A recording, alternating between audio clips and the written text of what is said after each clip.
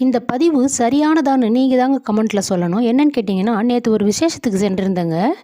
அந்த விசேஷத்தில் வந்து சாப்பாடு போட்டாங்க. அந்த சாப்பாடு போடும்பொழுது கிராமப்புறம்ன்றதால வீட்டு உள்ள விசேஷம் வச்சுருந்தாங்க. வெளியில் பக்கத்தில் காலி பிளாட்டில் டென்ட்டு போட்டு சேர்லாம் போட்டு சாப்பாடு போட்டாங்க. அந்த சாப்பிடும்பொழுது எல்லோரும் உணவு அருந்தும்பொழுது கீழே சிந்துகின்ற அந்த சாப்பாட்டை சாப்பிட்றதுக்கு தெருநாய்கள் அவர்கள் காலும் கீழே வருதுங்க. வந்து அதை வந்து சாப்பிட்டுட்ருக்கு.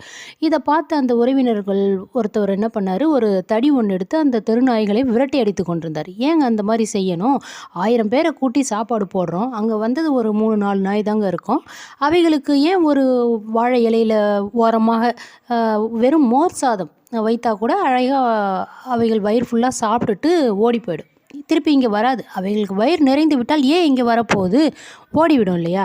அதுபோல் செய்தால் அவைகளுக்கு வயிறும் நிறையும், அந்த ஆசீர்வாதமும் கிடைக்கும். அந்த பைரவருடைய ஆசீர்வாதமும் அந்த விசேஷத்தில் நடைபெறுகின்ற விசேஷக்காரர்களுக்கு கிடைக்கும் அப்படின்றது என்னுடைய கருத்துங்க.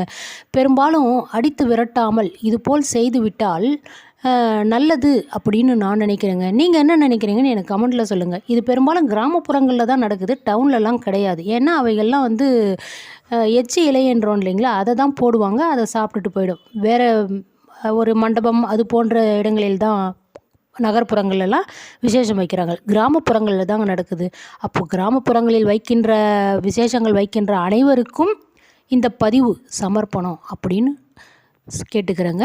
பார்க்கலாங்க அடுத்த வீடியோவில்.